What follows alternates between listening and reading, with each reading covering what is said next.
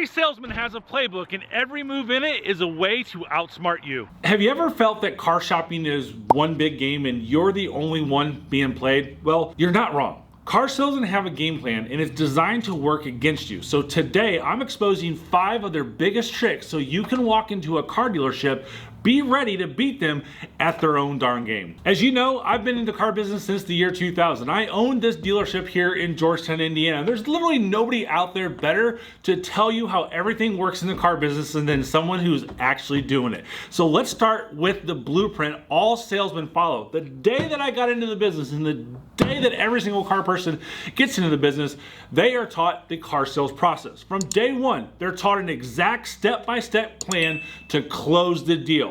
It can vary throughout the country and through the dealerships. I personally was taught an 8-step process. There's 10-step process, there's 12-step processes, there's 15-step processes. They're all over the board, but the process does all the same thing. It's designed to close the deal. So let's talk about my 8-step process that I learned. First and foremost, you have to welcome everyone to the dealership. That is why all the car salesmen say, hey, welcome to blah, blah, blah, blah, blah. And they may try something on right to the get-go. Are you here for the big sale? Are you here for blah, whatever the case may be? It's always a good, smiley welcome.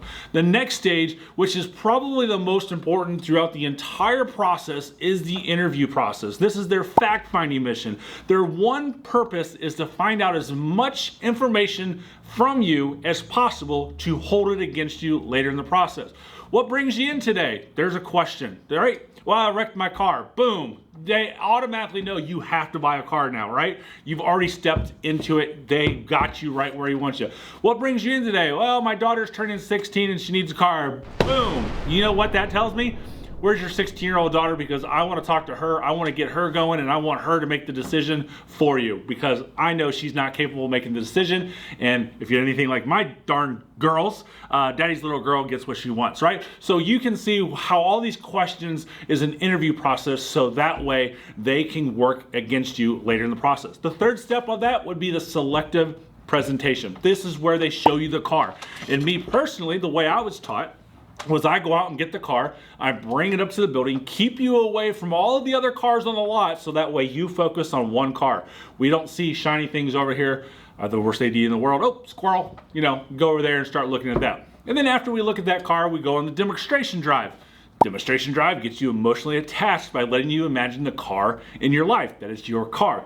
And then nextly, they come back and if you want to buy the car, they find out if you have a trade. They probably already found out in the interview process, but this is when they do that. They find a way to lowball you in your trade value and distract you from the overall price. The next stage is the purchase consultation where they try to drag out negotiations while anchoring you on your terms. And then you get to do the fun part of delivering and go to the F&I office. And then they do the follow-up. So every single step is designed to guide you closer to the one phrase the car salesman wants you to hear.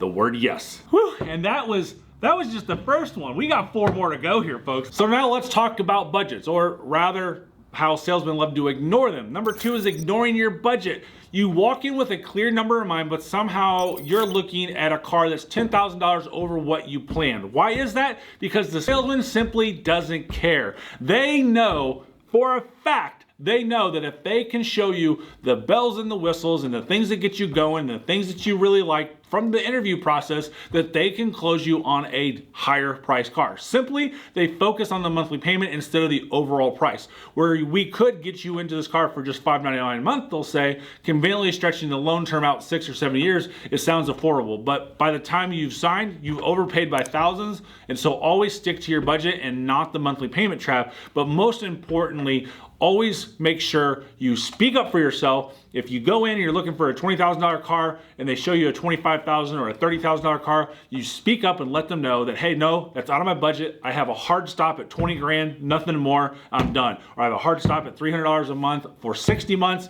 and I'm done. So speak up for yourself so they do not ignore your budget. And if you speak up for yourself, they're definitely not going to ignore you because that doesn't happen much in this business. Number 3 is the one excuse that I hear car salesmen say over and over and over again, and it's what everyone pays it. Even I do, and I work here. BS. I guarantee if you're the owner of your dealership bought a car today, which they do from their dealership, that they're not paying for it. So if he's not paying for it, I'm not paying for it. And why do we say it that way? Because the owner knows there's no value in the products that they sell. So let's talk about these fees, the dock fees, the add-ons, the accessories. Everyone hears the phrase, everyone pays it, even me.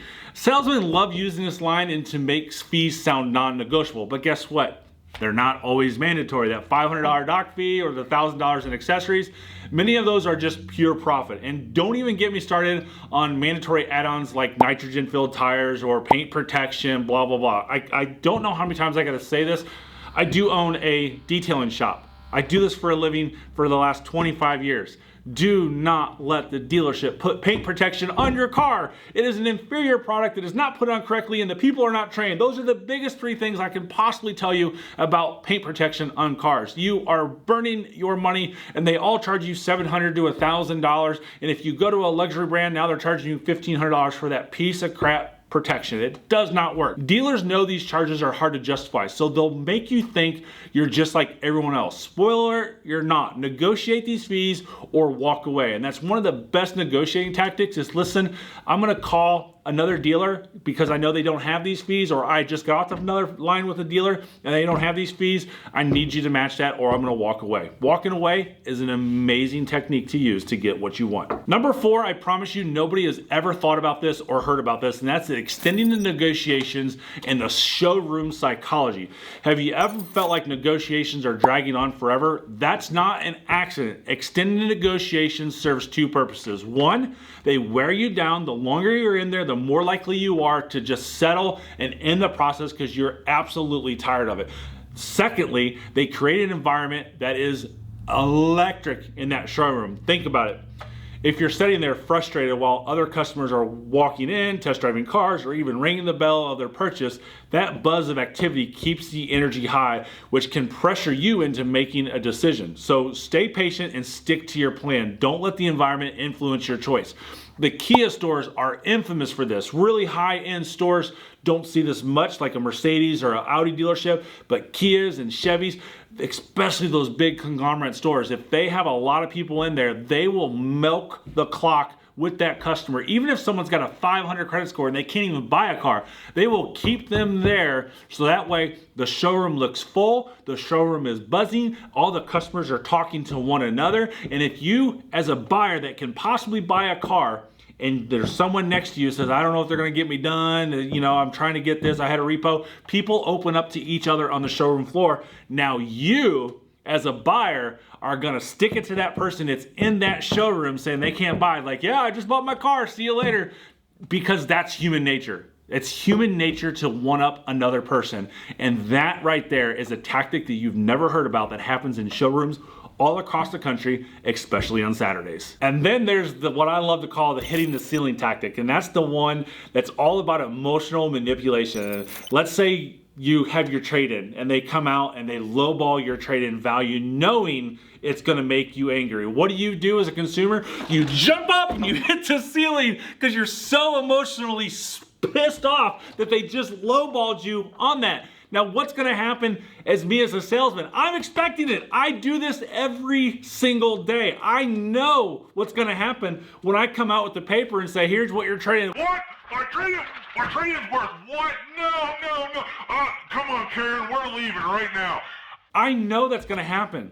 And luckily it doesn't happen much with me, but I know it's gonna happen. And I do this every single day that I can sit back and just relax and just watch you emotionally go up and then, whoa, Mr. Customer, hold on a second. And then come up with some sort of excuse. Let me finish the rest of this. So if that's your only concern is your trade-in, I can figure that out. I don't look at the numbers. I don't do this, I don't do that. Maybe they put the wrong number on there, but let me make sure everything else is accurate and then we'll focus back in on the trade. That's when they swoop in and calm you down and distract you. Suddenly, you're so focused on getting a better deal on your trade-in that you forget to negotiate the other parts of the deal. That's why I always recommend waiting till the very end to mention your trade-in. You get the deal done, you got the purchase price done, you got the bottom line done, and then you're like, you know what? I'm thinking about putting a trade-in and airdrop that trade-in, and you won't have that happen. And the best way to avoid all of these tricks and gimmicks is to go by my #1 rule. There's only 3 reasons why you should be in a car dealership anyways. 1, to pick up the car you purchased and negotiated over the phone. 2, to test drive the car you're thinking about buying, and 3, for a dealership to give you an actual cash value, a cash offer on what you're thinking about trading in. It's the only 3 reasons you should be at a dealership, so if you keep those in mind, you won't have to worry about any of these crazy tricks that I just mentioned in this video.